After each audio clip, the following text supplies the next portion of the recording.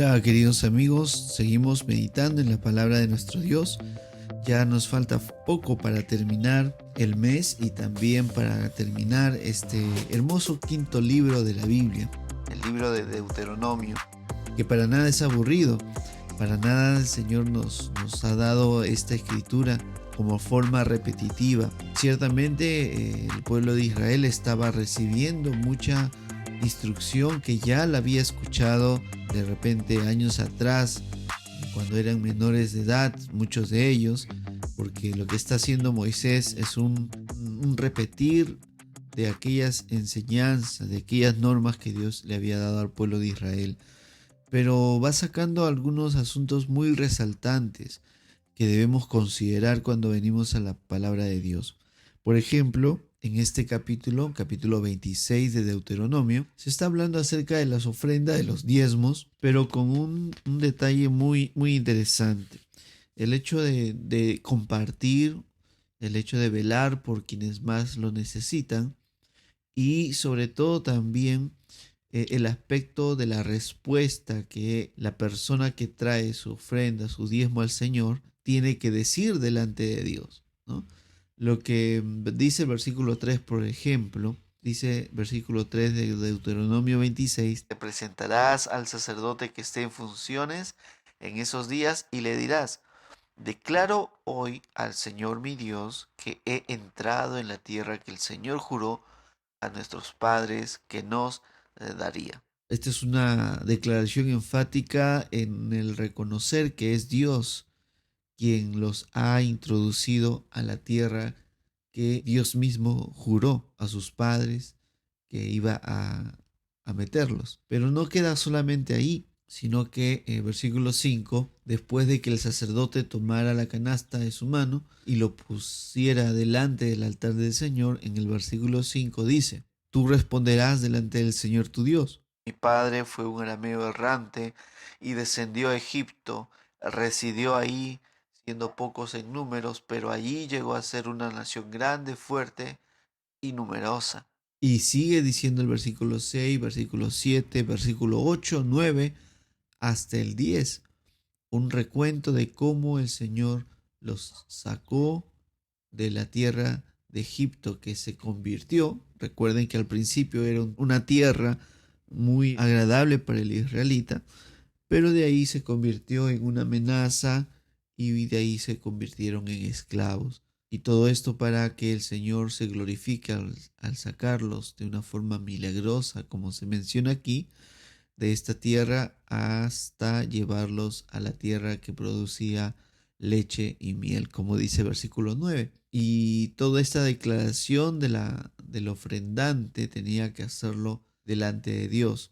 Y después de eso, dice el versículo 11, un solemne mandamiento para aquel israelita, tú te alegrarás, y también el levita y el extranjero que está en medio de ti, por todo el bien que el Señor tu Dios te ha dado a ti y a tu casa. Eso es importante, querido chico, resaltarlo. Nuestra confianza, nuestra provisión, nuestro cuidado no está en lo que podamos nosotros hacer, está en lo que Dios ha permitido que nosotros hagamos. Si Dios te ha dado talentos y estás trabajando y viviendo de esos talentos, quien ha dado eso es Dios.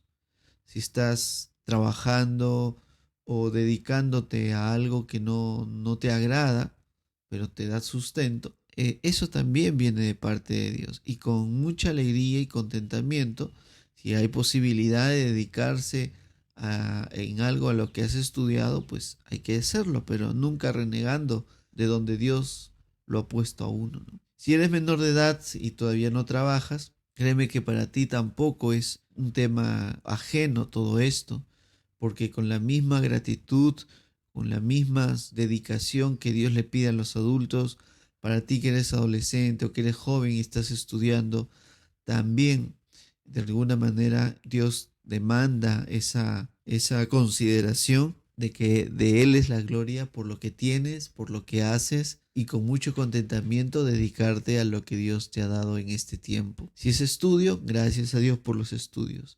Si no hubo dinero para que este año pudieras estudiar por toda la pandemia, pues gloria a Dios por ello. Y sin pesimismo, de repente te está tocando buscar algún tipo de trabajo o recursearte, como coloquialmente se menciona o se dice, o esperar, solamente esperar que la provisión de Dios llegue, pues agradecer a Dios en cualquier circunstancia. Y como dice este versículo 11, alégrate, levita, el extranjero, el que está en medio de ti, por todo el bien que el Señor tu Dios te ha dado a ti y a tu casa. Por todo el bien que Dios nos ha dado. ¿Dios te ha dado bien? Claro que sí. Aún es difícil ver el sufrimiento y los padecimientos como parte de ese bien de Dios, pero eso forja nuestro corazón, forja nuestro carácter. Quita, en primer lugar, una falsa idea de quién es Dios, porque a veces uno piensa que Dios es bueno en la medida en que como nosotros vivimos. Si vivimos bien, Dios es bueno; si vivimos mal, Dios es malo. Y así no es como Dios se muestra en la Escritura. Dios es bueno a pesar de las circunstancias, a pesar del sufrimiento. Y en su bondad Él nos acompaña, es lo que decía el salmista en el Salmo 23.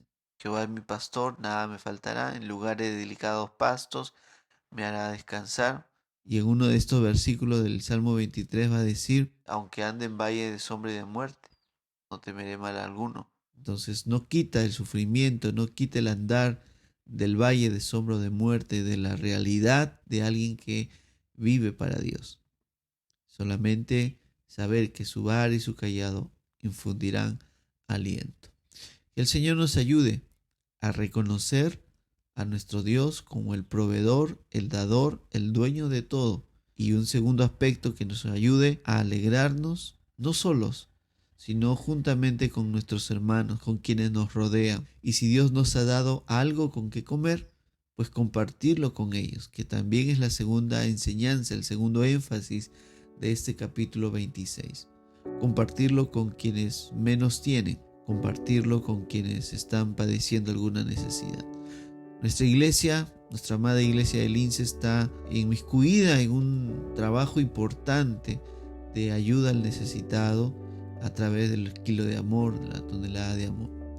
Dios nos ayude a involucrarnos de una manera más comprometida con esto, para poder así velar por las necesidades de quienes más padecen hambre o están pasando alguna circunstancia difícil que no conocemos, pero que podemos ayudar, ya sea participando, llevando alimentos a nuestro templo para que ellos lo organicen, o a través del aspecto monetario también, ¿no? Que el Señor nos ayude a interesarnos y ponga en nuestro corazón esa disposición de dar a nuestro Dios lo que viene de Él en primer lugar, y también servir a nuestros hermanos con lo que Dios nos ha dado. Señor, ayúdanos en primer lugar a reconocer que todo viene de ti, que nuestras ofrendas, nuestros diezmos sean la expresión visible de un corazón que te reconoce en primer lugar, y también que podamos, Señor, crecer en un interés para con nuestros hermanos que nos rodean. A ti sea la gloria siempre. En el nombre de Jesús. Amén.